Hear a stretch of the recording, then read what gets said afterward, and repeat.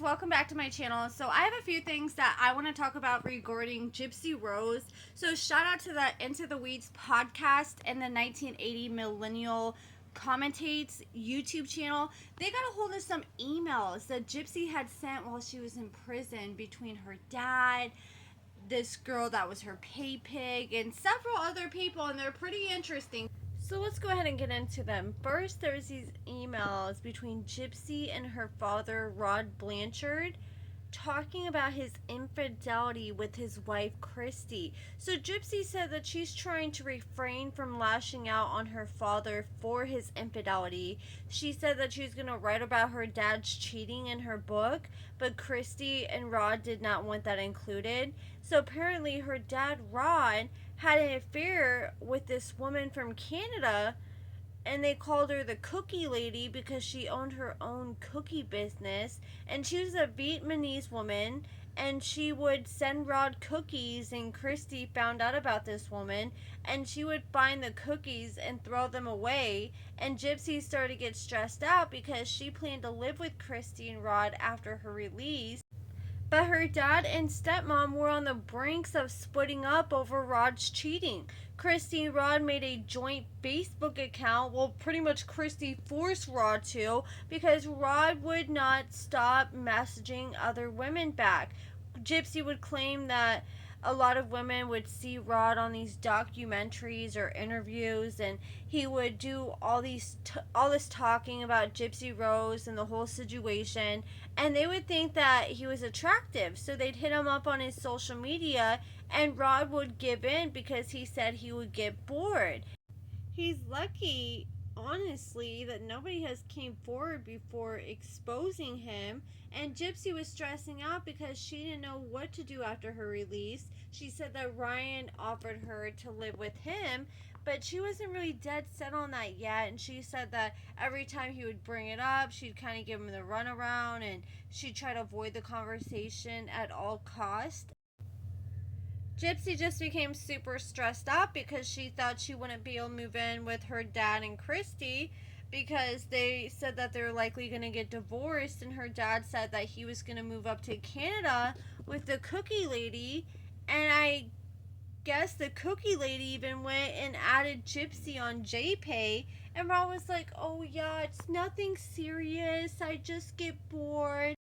He said he didn't mean anything serious by these conversations that he was having with the cookie lady, but it sounds pretty serious because it's to the point where you're having to hide the fact that you're talking to this woman, because I guess Christy figured out Rod's Facebook passwords, and she was constantly snooping, and all the time, every time she'd snoop, she'd find Rod talking to other women. So Rod eventually decided to switch his conversations from Facebook, and he started talking to the cookie lady on Telegram. So obviously it was pretty serious if you have to download new apps to talk to this woman and you can't leave her alone, and you're even at the point that you're talking about moving in with her.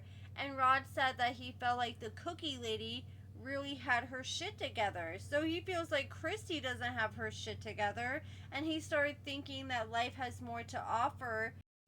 But then he claims he took a step back and realized why end something so far down the road when he's put so much time and effort into it, and he was referring to his marriage with Christy.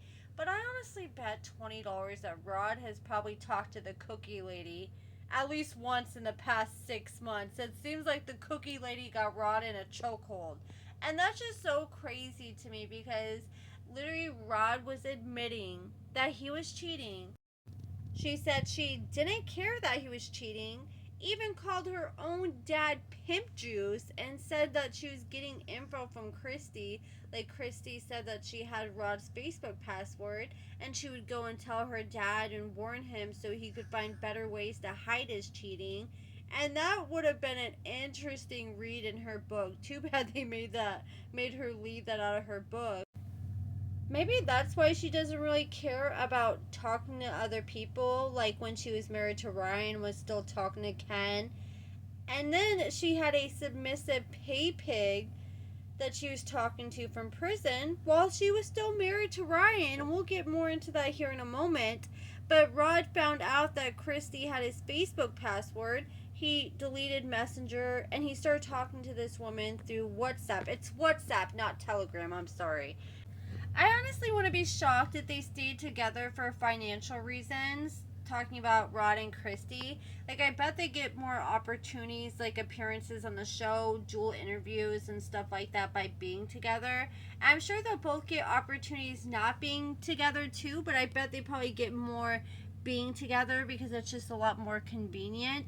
And Rod even claims that he quit doing interviews at one point because Gypsy and Ken broke up, and Gypsy blamed a lot of the reason on why Ken left her is because her family and her were out doing all these interviews and bringing more attention to her case. So she begged her family, please stop doing interviews. Well, then one day she gets an email from her dad, and he's like, yeah, honey, I know you told me no more interviews, but this Japanese news company reached out to me and they wanted to interview, and I told them no. And they said, well, how much do you want? So he just shot high and told them $10,000, thinking they would turn it down. But they're like, okay, bet. And they gave in. And he's like, yeah, the money is too good to turn down. So I know you told us not to do any more interviews, but we're going to go ahead and do another interview.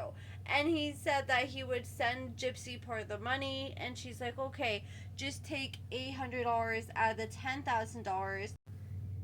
Send it to me and it will get me by for the next few months by being able to support myself off my book, so you and Christy don't have to send me any money.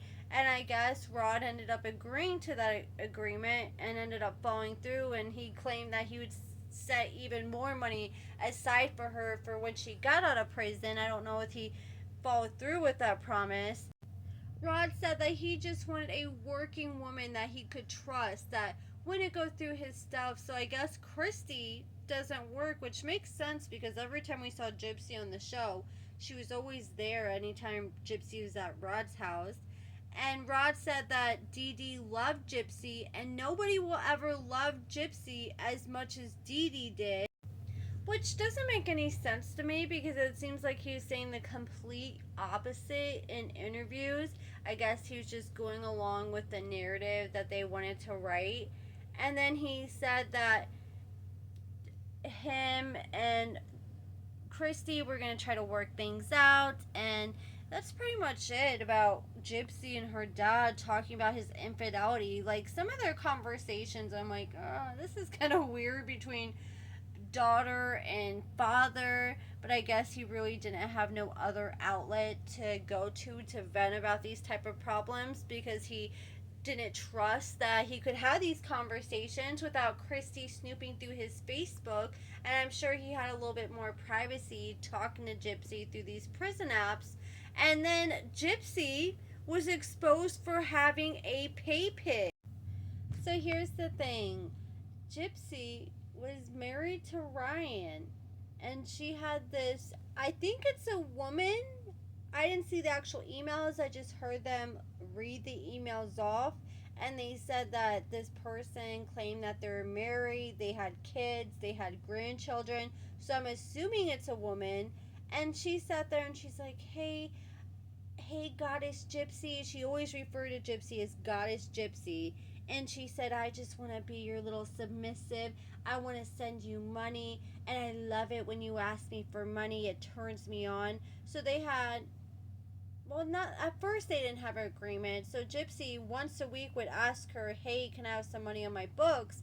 And she would send Gypsy $50. And then Gypsy eventually said, you know, I like this whole financial domination stuff, but I don't really like asking for things. So can we just come up with a set date that you send me money every week? So she would send Gypsy every Friday $50, and sometimes she'd send her money more than once a week. Like, there is times where Gypsy would say, hey, I need $30 so I can watch videos and shows on my tablet, and they would send Gypsy the money.